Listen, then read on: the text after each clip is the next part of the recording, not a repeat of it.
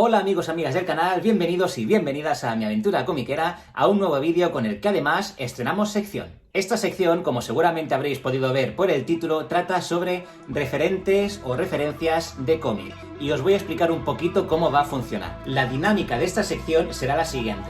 Yo en cada vídeo querré destacar alguna referencia de cómic. Esa referencia puede ser un montón de cosas, puede ser un estilo de dibujo, puede ser un tipo de narrativa, de composición de página, de entintado, de coloreado, de lo que sea. Y para hacer esa recomendación, para que tengáis esas referencias, yo os hablaré de uno o varios autores o una o varias obras en el mismo vídeo. Por lo tanto, los cómics o los mangas que escogeré para cada vídeo girarán en torno a un elemento o característica concreta que yo quiera destacar en ese vídeo. Este primer vídeo de esta sección está dirigido sobre todo a todas aquellas personas que hacéis manga, pero también es completamente aplicable a todos los que hacéis cómic. Las personas que hacen manga o que hemos hecho manga alguna vez, muchas veces nos vemos como acomplejados por las historias de un solo tomo, o mejor dicho, acomplejados por las historias de muchos tomos. ¿Por qué? Porque como lectores de manga estamos acostumbrados a ver historias, que se desarrollan a lo largo de muchos tomos, de 2, 5, 7, 10, 40, 70 tomos, o la Naruto. Por lo que cuando una persona se propone hacer manga fuera de Japón, con una cantidad de páginas mucho más limitada, una de las cosas que se suele escuchar entre estas personas es que, claro, es muy difícil hacer una historia emocionante, un manga muy emocionante de un solo tomo. Falso. Todos estamos de acuerdo en que una narrativa manga tiene un tipo de forma de contar las cosas, de contar la historia, que suele requerir de más páginas que una narrativa de cómic. Hasta ahí estamos de acuerdo. Pero lo que también puede pasar es que, como estamos acostumbrados como lectores a leer historias tan largas, lo que intentamos es provocar el mismo efecto de una historia larga de 3, 4, 5, 7, 10, 42 tomos o la Dragon Ball en un solo tomo. Y eso no es posible porque lo que puedes introducir en un solo tomo no es lo mismo que puedes introducir en una serie larga.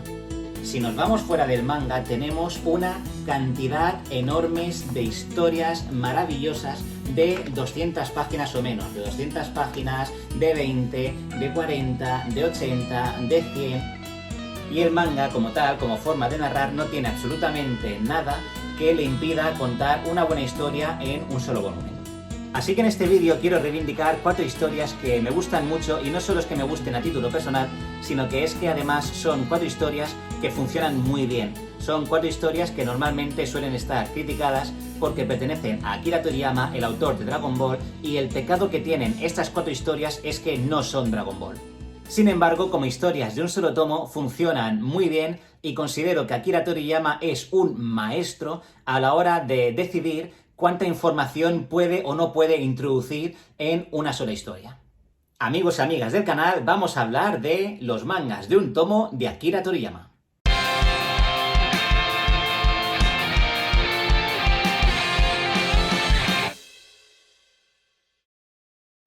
La intensidad es algo que nosotros como autores intentamos transmitir y los lectores tienen que recibir, pero por mucho que nosotros como autores queramos que una determinada escena tenga una carga de intensidad concreta, esto no siempre va a ser así. Por mucho que queramos que al lector desde el minuto 1 haya algo que le importe muchísimo y que lo sienta muchísimo y que llore y se emocione y sufra, no tiene por qué ser así, realmente. Es algo que no siempre está en nuestro control. Hay a veces que sí, que podremos influenciar más en nuestros lectores a través de nuestra narrativa, pero hay ciertas normas, ciertas leyes, ciertas cosas que hay que aplicar o que el lector como tal tiene que experimentar antes de que esto que le estamos ofreciendo le importe. De hecho, dejadme hacer un alto para recordaros que hace un tiempo hice un vídeo titulado 3 consejos para escribir vuestras propias historias, cuya miniatura os estoy dejando aquí y cuyo enlace os estoy dejando aquí por si queréis visitarlo luego más tarde, ya que en ese vídeo ya hablábamos un poco de esto. Por el momento, a lo largo de los años, desde que terminó Dragon Ball, Akira Toriyama ha desarrollado 4 mangas propios de un solo tomo. Kowa, Kajika, Sunland y Yako de Galactic Patrolman. Los 4 son historias que funcionan y que tienen una intensidad adecuada para el tipo de historia que cuentan y el tipo de formato y la cantidad de páginas disponibles que tiene para contar esa historia.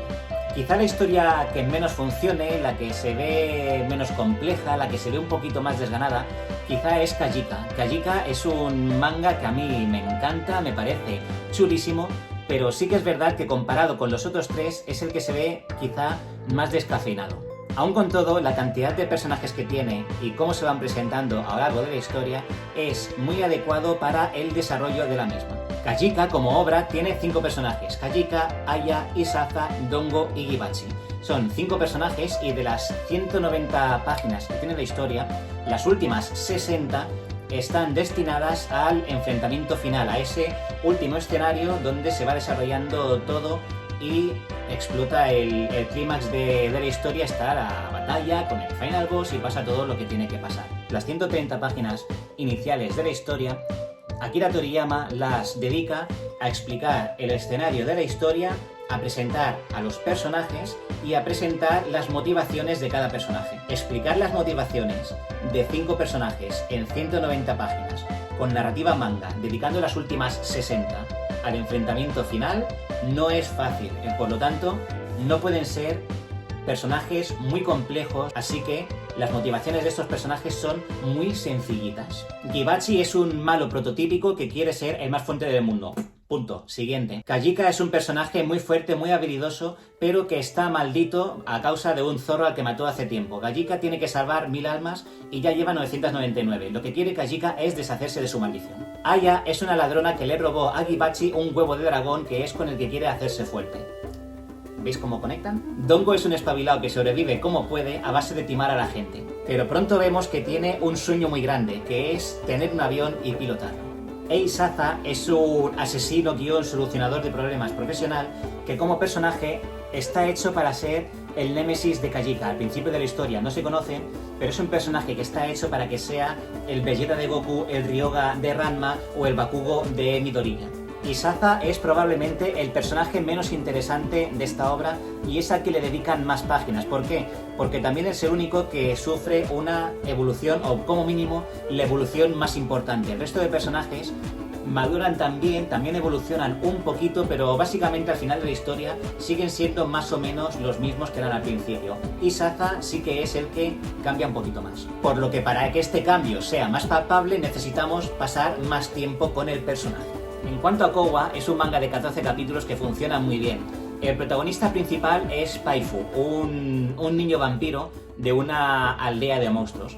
Su mejor amigo es un fantasma llamado José Rodríguez y hay un tercer personaje que es Mako Marumaya o Makolin, como la acaban llamando en la historia, que es el principal humano de esta historia, aunque el protagonista principal es Paifu.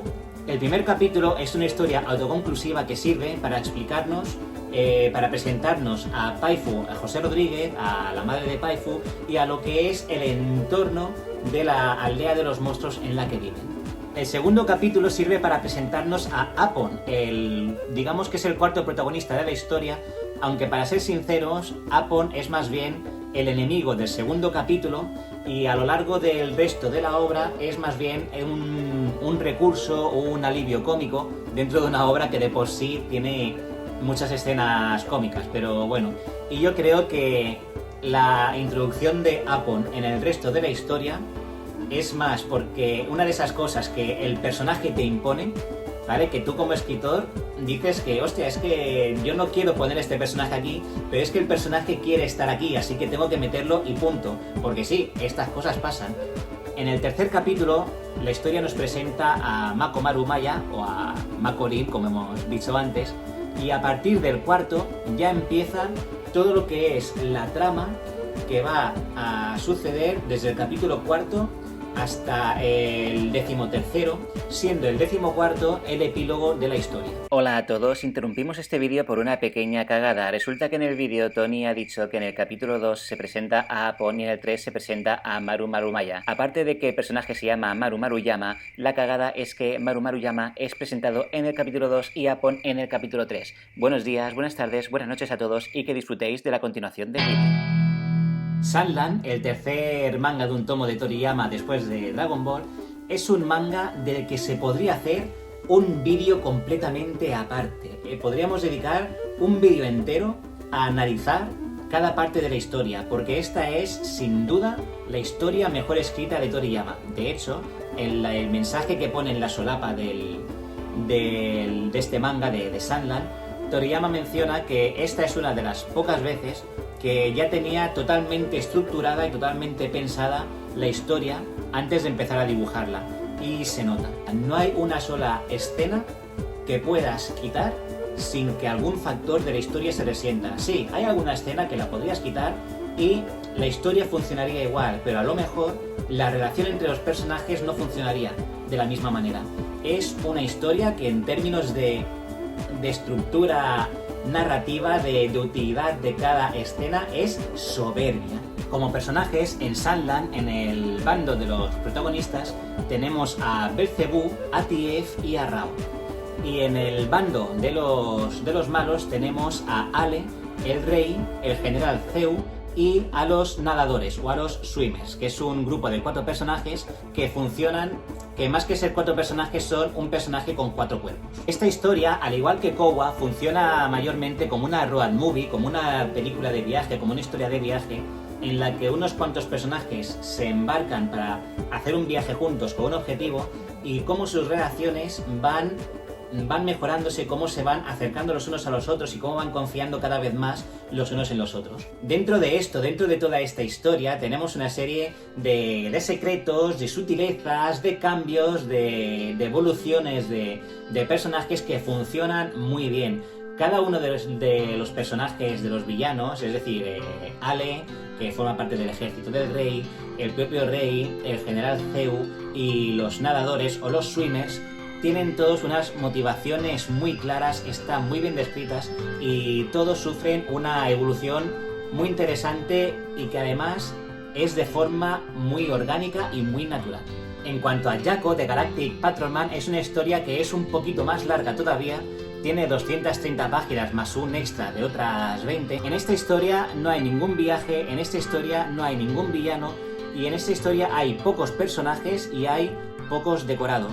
Por lo tanto, Toriyama se puede permitir explayarse más en cuanto a los personajes. En esta historia, Jaco lo que quiere es volver a su planeta con la patrulla galáctica y Omori básicamente lo que quiere es que le dejen en paz. Es un viejo que está cansado del mundo, que critica a todo el mundo, que lo pasó muy mal en el pasado y lo que quiere es que le dejen en paz. Por su parte, Zykes, que es una chica jovencita, básicamente está viajando, está viviendo la vida, es la chica más happy quizá de la historia, pero también la más sensata, es el personaje que conecta a Jaco y a Omori un poco con el mundo real. Esta historia trata básicamente de encontrar un problema que es que Jaco tiene la nave estropeada e intentar solucionarlo a lo largo de toda la historia. También hay una trama secundaria más que está por ahí como de fondo, que forma parte del ambiente de la historia. Esta trama acaba explotando al final, dando un clímax bastante chulo, con una intensidad adecuada para el tipo de historia que es, y aparte es una historia en la que al tener tan pocos personajes y tantas páginas, hay muchas páginas para que el lector pase tiempo con los personajes y para conocerlos más profundamente, para que los personajes se puedan ir conociendo, ver cómo se van conociendo los unos a los otros y cómo esto acaba desembocando en el final y en su epílogo. Como os decía, son 4 mangas de Akira Toriyama que a mí me gustan mucho y que, dejando aparte los gustos personales de cada uno, son 4 mangas de un solo tomo y todos ellos funcionan maravillosamente bien a pesar de la limitada cantidad de páginas en comparación con otras obras de manga. Os animo a buscarlas, a leerlas, a disfrutarlas en caso de los simplemente lectores y a analizarlas en el caso de los escritores. Espero que os haya gustado mucho el vídeo, si es así, un buen like como siempre. Acuérdate de suscribirte al canal y de activar la campana de notificaciones para que YouTube te avise cada vez que publique un vídeo nuevo. Por último y como siempre, un fuerte abrazo a todos y a todas y nos vemos por aquí en mi aventura comiquera que también es la vuestra.